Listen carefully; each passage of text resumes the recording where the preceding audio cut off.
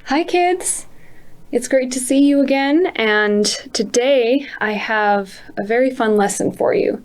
So as we're going through time travel and we're doing all different types of themes, last time we did medieval, and this time we're covering inventions and American history, and so I decided to combine those two things into this drawing.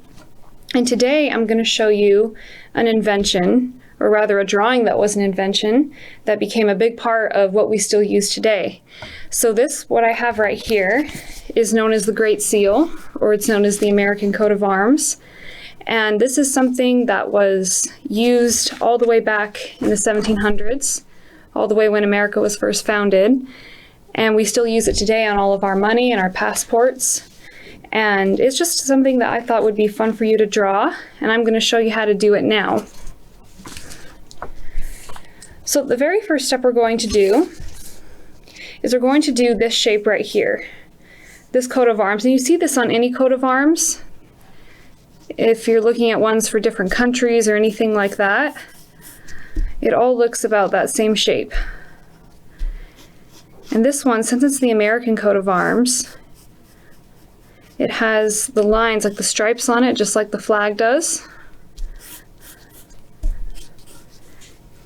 So that's going to be the first thing we're going to draw, because then everything else can be centered around this. So what you're going to want to do is you're going to want to make almost like a wide triangle shape. Then you're going to come down, make some lines, and then you're going to round them to a point at the bottom. And once you do that, you're also going to draw a line right here. And what you can do is, what I usually like to do is, you can get a ruler. You can just make sure that these lines are really straight, if you're really particular about having them that way. So just like that. And the next step we're going to do is we're going to draw right here in the bottom, where the eagle's legs are going to be coming out right here.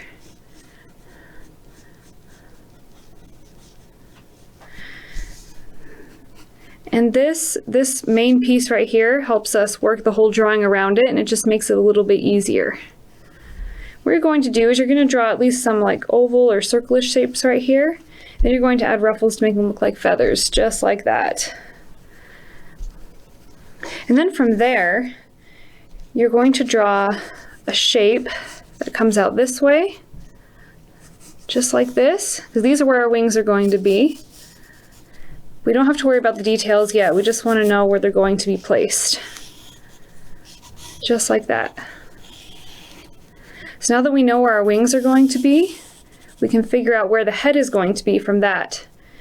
And so from here, where these two lines come together, we're going to draw some that come up just a little bit, just like this. The same shape we used to draw this top part.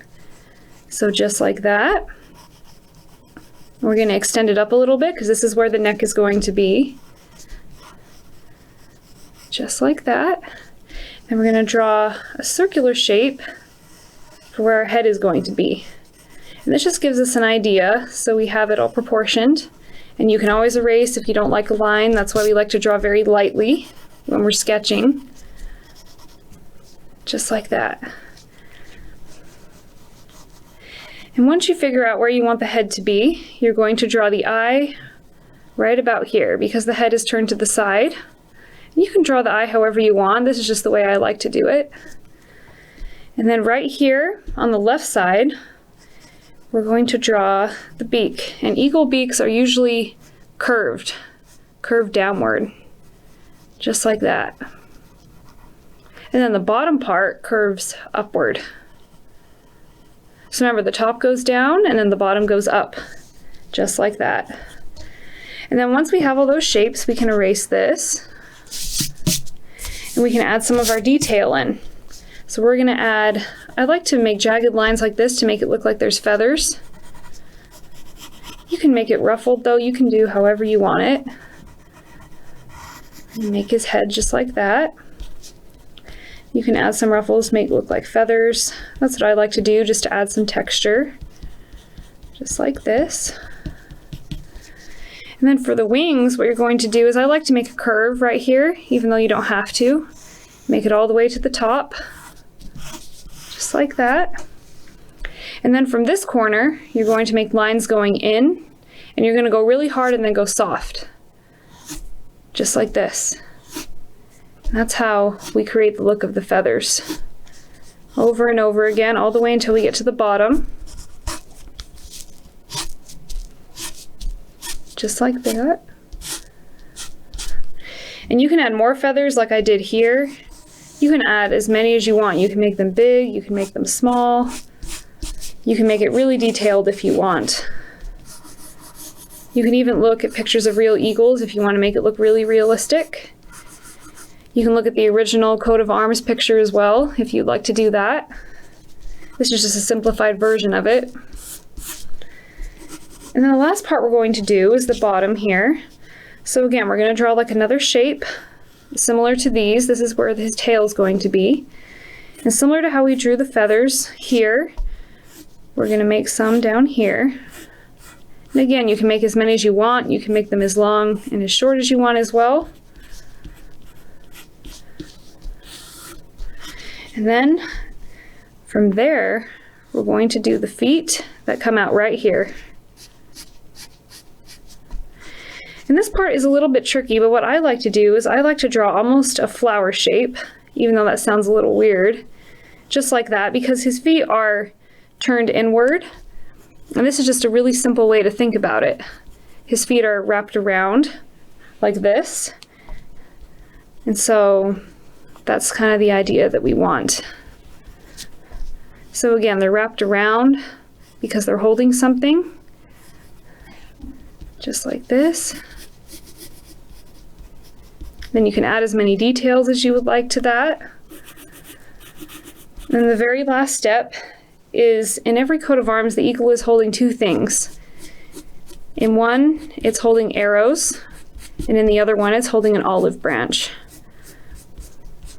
And these things are supposed to represent the two systems of how a country or a government runs itself, by keeping the peace within the country, but also being able to defend the country. And that's what those two symbols usually mean. In every coat of arms, you always see the arrows and the olive branch. And they're just kind of fun to draw and incorporate into the drawing. You can make them as big or small as you want. I'm just doing a really simple version of them. For our olive branch, we're going to draw it just as we would any plant. We have the stem, and then we have our leaves coming out on each side.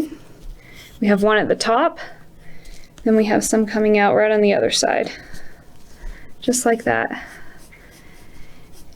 And then you can color this and shade it in however you want. I know that we've learned a few different shading techniques in other lessons, so you can definitely apply that knowledge here if you want to. And now we're done. Thank you so much, guys, for watching, and I hope you keep up on your art and you're enjoying it. And I'll see you in the next lesson.